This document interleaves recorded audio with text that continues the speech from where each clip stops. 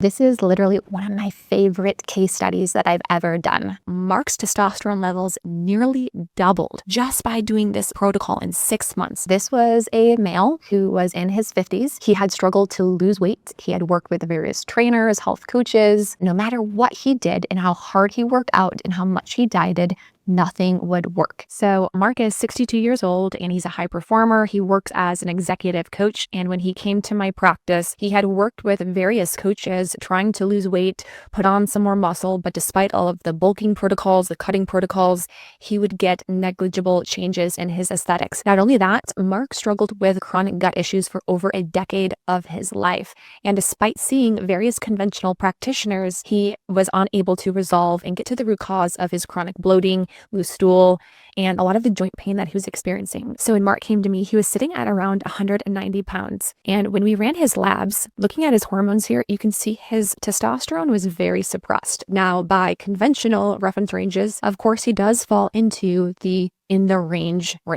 However, 348, although we may consider that to be normal for a male in his 60s, is not optimal. And this was really interfering with Mark's ability to build substantial skeletal muscle mass. It was affecting his energy levels. And because Mark will produce his estradiol, his estrogen, from testosterone, his estradiol was also a bit on the low side here too. Looking a bit further, Mark had a good amount of inflammation. CRP is a marker that looks at systemic inflammation throughout his body. And then he had a bit of some insulin resistance. So his fasting glucose was at 101 and his A1C was at 6.1. So this tells me with all of the protocols that these coaches were having him doing, which some of them had him doing up to 250, 300 grams of carbohydrates per day, it was actually just being stored as fat because he was insulin resistant, not insulin sensitive, which was also further impacting his ability to lose weight. Now let's take a look at Mark's microbiome test. This is a stool test. We shipped it out to him. He did it in the comfort of his home. And when we got these results back, his gut was also really inflamed. And so calprotectin is a marker that we look at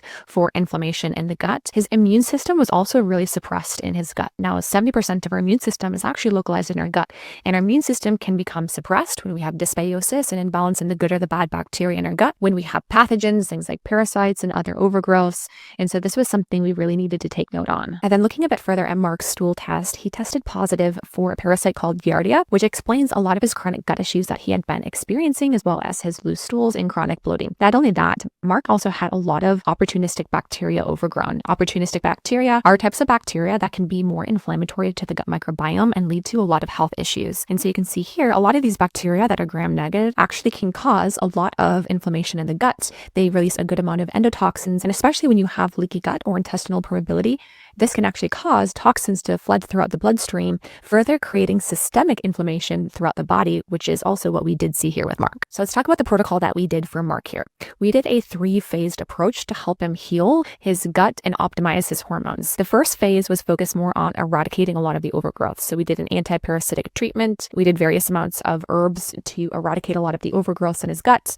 We did a bit of a binder to bind up a lot of the toxins that were going to be released. And then we also put him on a low fermentation diet to try to mitigate a good amount of his symptoms. And the next phase, after we successfully eradicated a lot of the overgrowths and the parasites, we moved into working with him specifically on his SIBO. Based off of his microbiome test, as well as a separate breath test that we ran, he did fit the criteria for small intestinal bacteria overgrowth. So not only did he have a parasite, but he also had a large amount of bacteria that have overgrown in his gut. A lot of them were inflammatory. And then he had a good amount of the bacteria that have moved from his large intestine into his small intestine, which is also creating a lot of his bloating symptoms. So based off of his goals of wanting to optimize his body composition and heal his gut, we did a bit of a carb pulsing protocol using various herbs where we rotated between high and low carb protocols, as well as pulsing different herbs during those high carbohydrate weeks. We did some things to disrupt the biofilm that these bacteria produce. We did various probiotics, and then we focused on healing his gut lining and reducing inflammation. In phase 3, for the last 2 months, we moved into now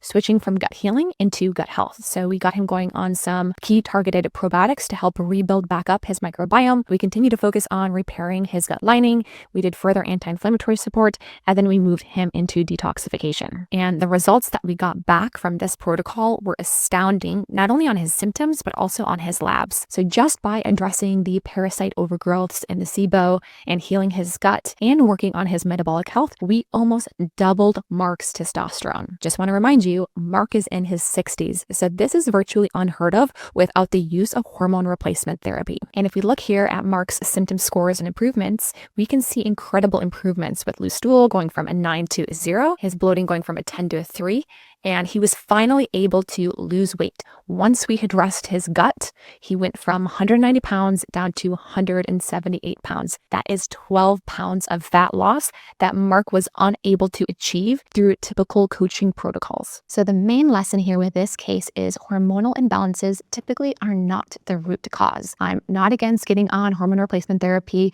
Yes, you can go down the street, get your hormone tested, get on testosterone, and if you have low testosterone, it'll probably make you feel better. However, we cannot neglect what is happening in the body, and there's a reason why your hormones are low. We need to look at things like your gut microbiome. We need to look at how much inflammation you have in your body, your metabolic health, hidden toxicities, micronutrient deficiencies. And once we can look at the whole picture, we can identify what is off and then create a plan to heal and optimize the physiology, not just addressing the hormones, but addressing the whole person. So if you want to learn more about my team's root cause approach, you can click the link below to book a free call.